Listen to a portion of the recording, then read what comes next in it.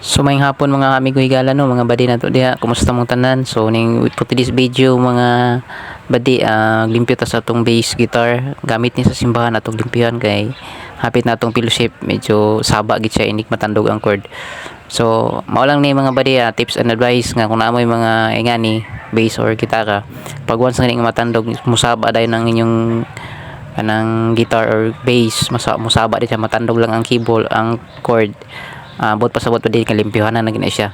So ayaw duga, ayaw padugaya ba di nga di pa nimo limpyuhan once nga musaba na siya gamay, alimpyuhin nga siya ba di kay pag maglala magud na siya, lisod na siya kuanon sa disturbo na po kayo sa kanang sa service kung kanang dili nimo dahil limpyuhon. So mana ba di, ako gihimo di ako na nang ibutangan og WD-40 para pang tanggal sa taya. So atong gamitan natong press mga badi aron matanggal ang mga taya-taya no, o kanang mga asin-asin sa sulod kay magkasin-asin man pugro na siya. O ana badi atong tanggalon ang katong nut sa kining female input jack aron atong kuan ano, malimpyo na itong tarong. So diya ba diya kung makaagi po mong ingunan kamo na limpyo mga badi, ay na nyo dala sa mga guitar tech kay para makasave po mo, limpyohanan ram na siya badi, din man kinahanglan for just in case nga na mga wire diya po badi nga nangatanggal.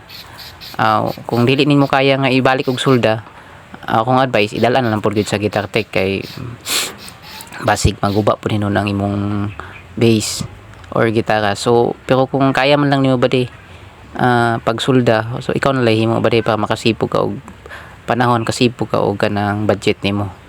So muna advice lang po na sa uban nga mga baguhan pa pod nga adunay mga bass o kanang guitar. So mo lang ninyong himuon pag once nga mosagarat na ang inyong cable inig matandog, but pasabot limpyuhanan ang iyong ang sulod sa inyong kining guitar or bass. So muna mga badi ako na nang gibalik ang iyang screw kay ako na tong testingan kung okay na pa siya. Kay basta mga kuan badi ingani nga mga gamit kinahanglan gini siya og maintain nga, og human po nimo para dili kipug kay kalas og string. Human mo gamit, butangi siya, takpuhi siya, butangi siya oil aron dili tayaon dayon ang string og mutaas po ang kinabuhi sa string, di siya maputol dayon ba. So mga diha mga badi, testingan nato na aron mabalaan nato kung saba ba siya o dili. So tara badi atong testingan ang atong trabaho kung okay na ba. So diha badi akong itandog, wala hindi na siya musaba, okay na siya, hindi na siya magsaba diha. So mo lang to mga balino, kung musaba ng inyong gitara, limpyuhin na lang nyo dayon para dili siya maglala. So wala to badi, salamat kayo sa inyong paglantaw, God bless kaninyo, amping kanunay o God bless. Salamat kayo sa tanan sa inyong pagsuporta.